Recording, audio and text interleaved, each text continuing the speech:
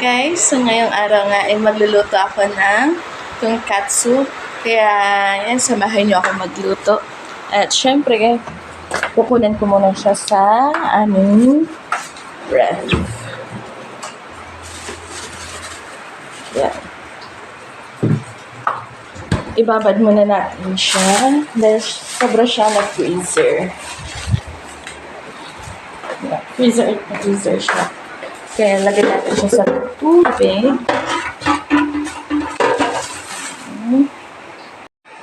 Lagyan natin siya ng tubig. Diba?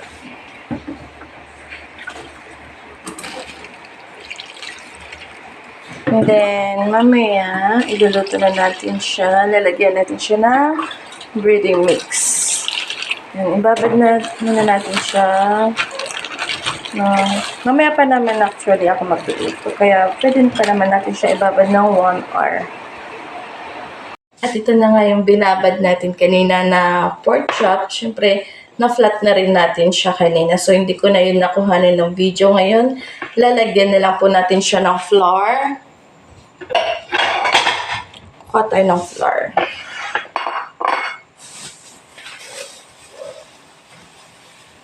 Kunti lang. Kasi pagdidipan lang natin siya.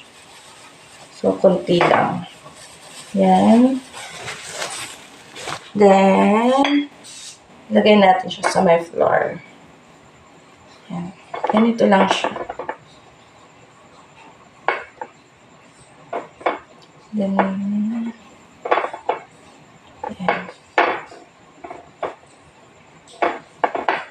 Yan. Dinidip ko siyang mabuti pag nagluluto ako ng ganito. Para syempre, mas crispy. Yan. Dip natin siyang dalawa. Ang ginagawa ko kasi, ang kinukuha ko mostly pag gumagawa ako ng tonkatsu. Isang egg lang yung gamit ko.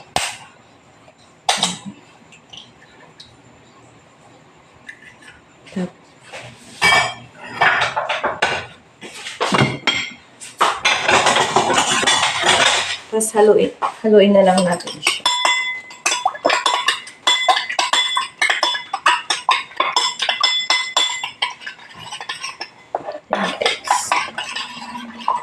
Tapos, ididip natin siya ulit. Siyempre, malinis dapat yung kamay natin. Yan.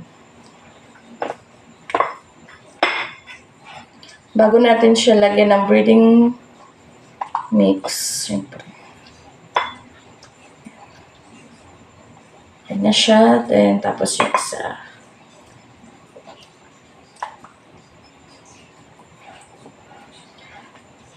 Napakasimple lang siya gawin, guys. Try nyo din siyang gawin.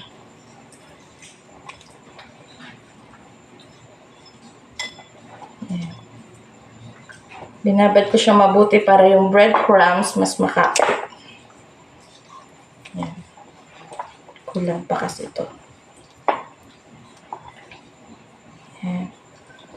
Ngayon gagawin natin, magbubudbud tayo ng breadcrumbs.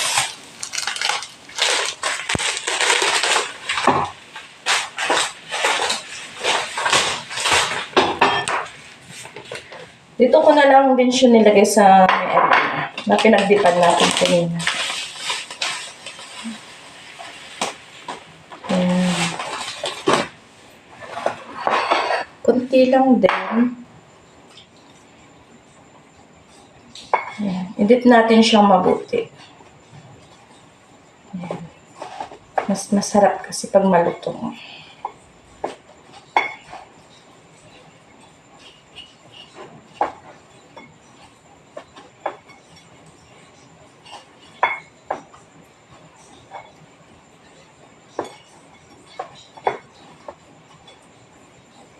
Yan.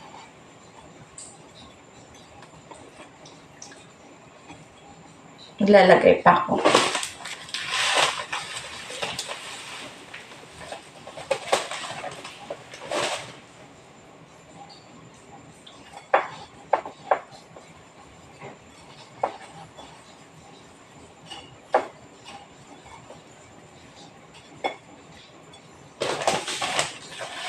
Ito na lang natin. Ayan.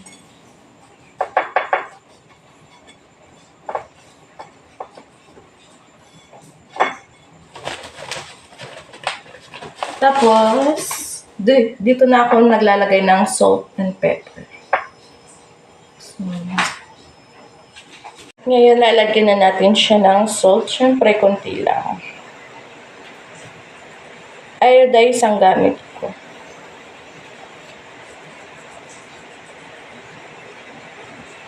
Yan. Tapos, pepper. Paminta, guys.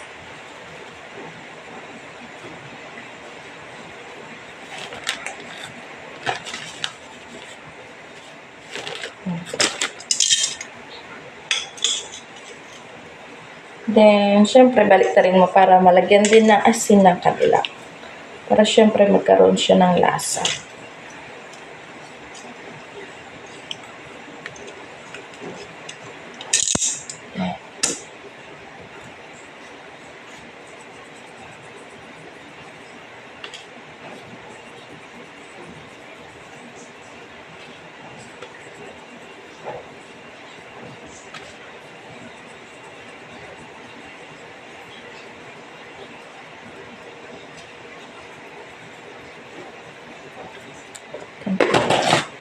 Then, paminta ulit.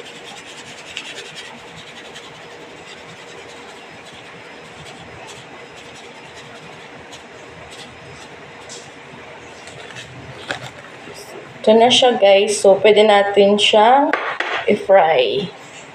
At ito na nga, guys. Nagpapainit na tayo ng mantika sa kawali para, syempre, i-fry na natin ito. So, konti na lang. Pwede na natin siyang ilagay sa kawali.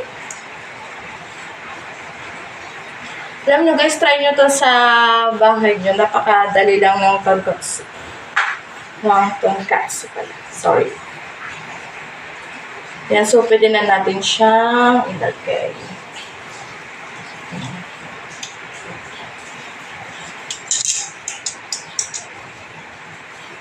Yan, guys, ito na yung ating unang sinalang natin kanina na tonkatsu. So, ngayon, titignan natin kung luto yung pinakailalim niya. So, nag-try na ako kanina. So, maganda naman yung pinalabasan. Napaka-crispy niya, guys. Promise.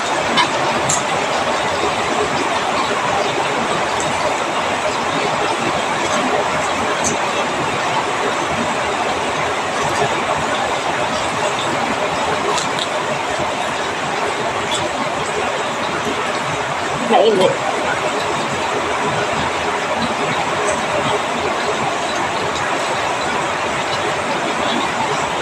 Okay.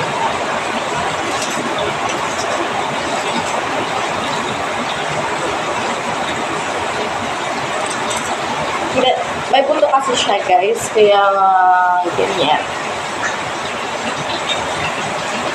Sa ngayon, sobrang lakas ng ulan dito sa amin, kaya maririnig niya yung ulan.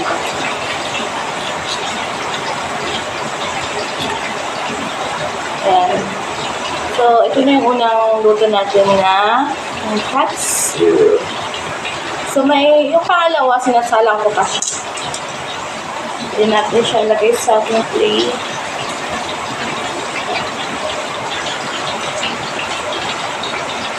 Na nga, guys, so tapos na natin lutuin yung pangalawang salang natin kanina. So, hatiin na natin siya.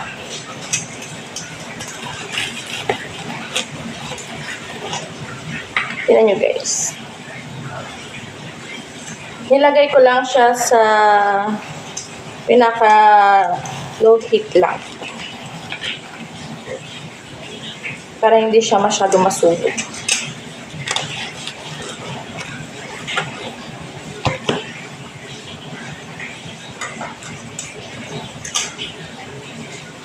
So, yeah.